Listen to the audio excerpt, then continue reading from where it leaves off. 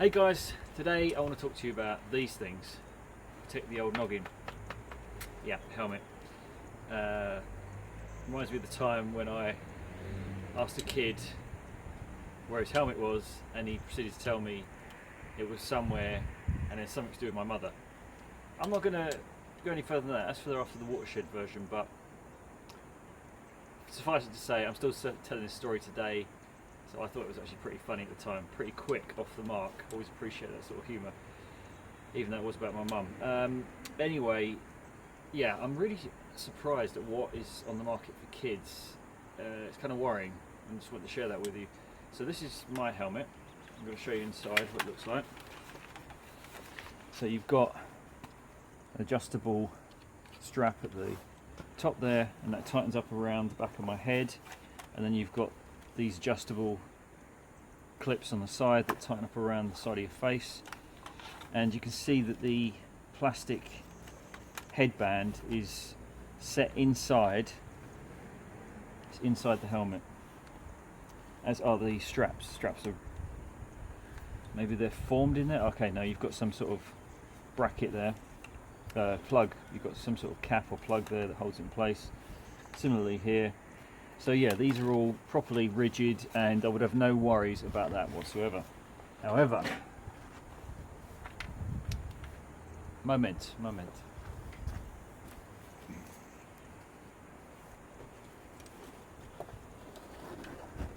Child's head goes inside the helmet again. They have an adjustable wheel at the back there to tighten around the head, and then they've got the adjustable straps to run around the chin. I totally planned that. I mean, that couldn't have gone any better, could it? It's okay, we have a backup.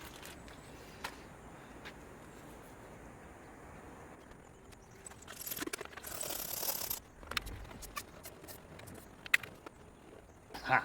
We got there. Never work with animals, children or balloons. So, what's the problem with this thing? I'll show you. Your child is riding along and suddenly it starts shaking loose. And it's moving around like that. And then, eventually, I don't know if I could do it with this balloon, but the whole helmet falls off over their face. It's hanging around their chin. I can't do it with the balloon. It's not playing ball or balloon. But essentially what the problem is these helmets, there's quite a few on the market and they're not always the cheapest ones. That's the worrying thing you've got to check. This is a Kidimoto, quite a popular brand, and this has the same problem. Look at that.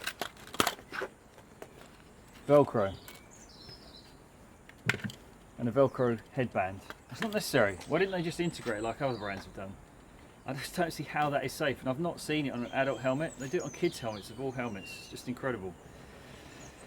What really bugged me was particularly Halfords, who I bought the helmet off of. I'll link it in the description so you don't buy it. Was the fact that they fought me nail and tooth to get my money back, and they would not have it. Their argument was that this chin strap underneath here, would hold it in place no matter what. This is the bit that does the job, but I can kind of see what they're saying. The fact is that this whole helmet ended up slipping down and hanging off my child's head like that. That is just unacceptable. And none of these helmets, I can't. They're actually all approved, British safety approved. That's about as good as you're going to get. Anyway, let's take a look at what's on the market. What is sustainable? What is safe? And then I'll show you what I actually ended up buying. Okay, starting off with the main offender. This is the Stars Toddler bike helmet from Halfords. Yeah, just avoid this like the plague. Although, look at that, 247 people have reviewed it, 4.7 out of 5. Clearly I must be wrong. Amazon, there's a lot of sellers selling this identical set of helmets, probably because they're cheap and they've got all these different designs on them. 5,465 people can't be wrong. Or can they? That's the headband. The problem with these helmets is, and that other Star one, is that there's so little Velcro. I could imagine it if there's a lot of Velcro in there. The Kidimoto one's definitely better, But even so, I just don't see the point in it. If they've been able to make cheap helmets without having to do this, maybe they're saving a few shillings. Maybe that's the purpose. I don't know, but I'm not taking the risk. I'm not taking the risk. Don't risk it for a biscuit. I think I need a biscuit.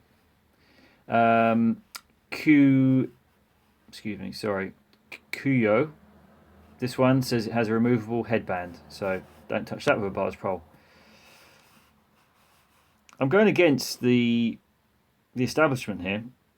Clearly these are all, what is it? Kite Mark certified. And yet I think this is absolute nonsense. Now, just quickly, because this deserves a separate video in itself for adult helmets, but quickly I'm just going to show you the sustainable options on the market at the moment. This one is recyclable, but I don't think it's made from recycled materials. It may have a few bits and pieces in it, but in any case, it's £80, which is double what a normal helmet is. Yeah, and they don't do kids ones. This one, this is a bit more reasonable, although it's dropped from 100. So they're trying to get rid of it. Have they gone out of business? Abus. Well, that's a big brand, Abus. Now, what is special about this one? Dual layer wood cellulose fibre honeycomb board. That replaces the polystyrene. That's the bulk of the what would you call non-environmental materials, non-eco-friendly materials in there, and recycled EPS. It sounds great. I hope they're making more of these, but clearly nobody bought any. But none for kids.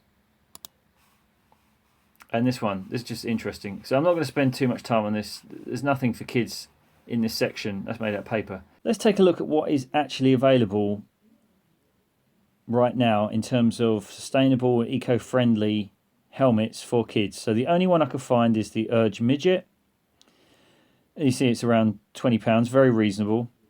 So let's take a look at their website. Under the environmentally friendly section, you've got this helmet. It's made of virtually all recycled material, even the straps. That's very impressive. And the only new material seems to be this bamboo fabric, which I know is very good for wicking away sweat. So I would definitely consider one of these. Very, very good approach. However, let's just be clear, this is not eco-friendly or environmentally friendly. It's not friendly towards the environment because it's still creating waste. It's just less damaging. That would be the more clearer term, the less sexy marketing term. It's also not sustainable. If you took, for example, a biodiesel car, that pumps out CO2, but then the CO2 is captured when the plants are grown. So that sustainable means you can continue doing it, essentially without creating more damage to the planet, pumping out more CO2 into the ecosystem. The problem with this one is twofold. One is that it actually encourages the continued use of fossil fuels, because a lot of people will then turn around and say, well, we've got a stream to take our waste and turn it into another product.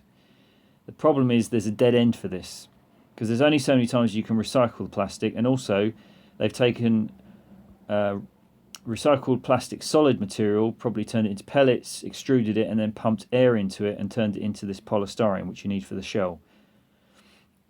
That isn't recyclable. So now you've taken a recyclable product, which could have been turned into other plastics and then recycled again, to a non-recyclable product, which will end up in landfill. So don't get me wrong, great company, great product. Please support them. I probably will buy one next time, but we need to be looking at other materials, and what frustrates me is these materials have been around for quite a long time. Mushroom packaging is another example of a lightweight, large volume product, and they are considering it for packaging, as is polystyrene. So I see that as a contender. But more likely is things like wood fibres, wood cellulose. You've had cellulose sponges for years. They take the extract of cellulose and they pump air into it, and it creates a lightweight structure. A little bit of tweaking and engineering, would solve this problem, but nobody's demanding it, and the companies are probably loath to do it because it's going to involve spending money on R&D. Anyway, kudos to these guys. it's a solution to the short-term problem, but not the long-term problem. So let's now take a look at more conventional helmets. Right, this one is not sustainable. I'm just going to show you now some helmets that are available for kids, just interesting ones. So most importantly is the kids get out and ride. This dinosaur theme's getting a bit much now. Seems to be dinosaur themes and everything. That's quite cool. I like this one because it looks more like a traditional sort of mountain bike style helmet, and it's got Crocodile, very basic, and Met are a good brand. I would rate this one. I'd recommend this one, £32 over the others. Don't like the piss pot helmets, the skateboarder type ones. Again, another sort of mountain bikey type one. How much is this?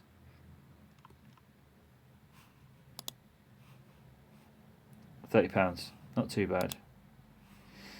The Rally one, that's a proper mountain biker helmet for kids, £16. Can't go wrong with Rally sometimes. I wouldn't buy their bikes, but... And Hornet finally. Now, just to clarify, I don't know if any of those ones up until now, I don't know if all of them have got secured head straps, but they look like they do to me. The only one I know for sure is this one. This is the Hornet, and this is a great helmet because of all the different cool designs they've got. Look at this one. Hee, that's pretty cool. Alright, so guys, that is what's available on the market. So I'm going to show you now what I actually bought. It's very hard to look online and figure out which ones are safe and which ones are not. You just cannot really do it from the pictures. But this is the one I've gone for. This is the ABUS Smiley 2.0. Really happy with this one. If you take a look inside, you're going to see the headband has the adjustable strap like they all do, but they're all fixed in to the polystyrene, just like my helmet. So really happy about this. Feels super safe. Obviously it's not environmentally sustainable, it's polystyrene, but when you think about it, getting your kid out on a bike rather than ferrying them around in a car is sustainable, and getting them into that mentality, and hopefully as an adult they'll use their bikes more. So I think that's almost more important than having a sustainable helmet, and this will probably last many years. Well, it will do as an adult. When we have to move up a size, I'm probably going to go for the Hornet actually, not stick with this helmet. I mean, it's absolutely fine, right? But the Hornet is just a bit more interesting, and I think once the child gets a bit older, it's a bit more fun. You want to keep them interested in it. They have some nice designs on the top, and most importantly, they have the head ring that actually fits, is secured into the helmet, unlike, like I say, some of the other brands. So guys, that's my recommendation. Hope this has been useful to you, and yeah, definitely get out there, get riding, get your kids out riding. We'll see you on the next one.